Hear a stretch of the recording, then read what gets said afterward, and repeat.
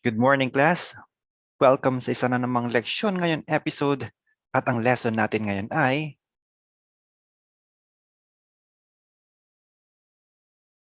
handa na ba kayo? Halina at ating alamin. Given number 1, 3/5 times 8. Ang fraction natin ay 3/5. Ang whole number natin ay 8.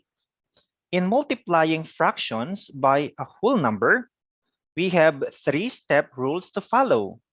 Step 1, we write the whole number in fraction form. Ang whole number natin ay 8. Kaya isusulat natin ang 8 sa fraction form. Isulat natin 8 over 1. Lagyan lang natin ng 1 na denominator. Step 2. Multiplying the digits, numerator times numerator. 3 times 8 equals 24. Denominator times denominator. 5 times 1 equals 5. Step 3. Change your answer to mixed numbers. 24 divided by 5 equals 4. 4 times 5 equals 20. 20 or 24 minus 20 equals 4. Isulat natin ang sagot. 4 ang ating whole number. 4 na red ang ating numerator. At 5 naman ang ating denominator. At yan ang ating sagot. 4 and 4/5.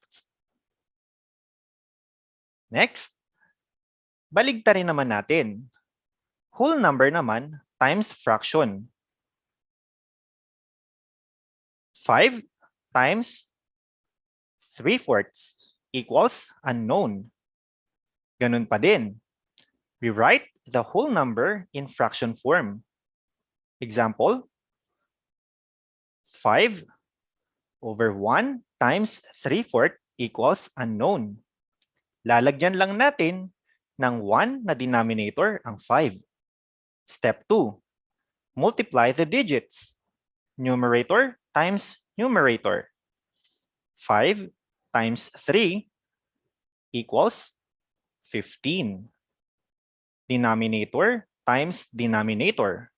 1 times 4 equals 4. Step 3. Change your answer to mixed numbers.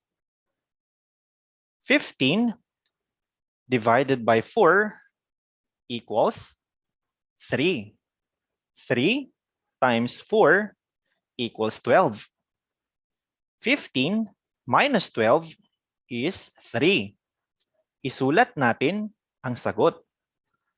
3 ang ating whole number, 3 na red ang ating numerator, at 4 naman ang denominator. At yan ang ating sagot. 3 and 3/4.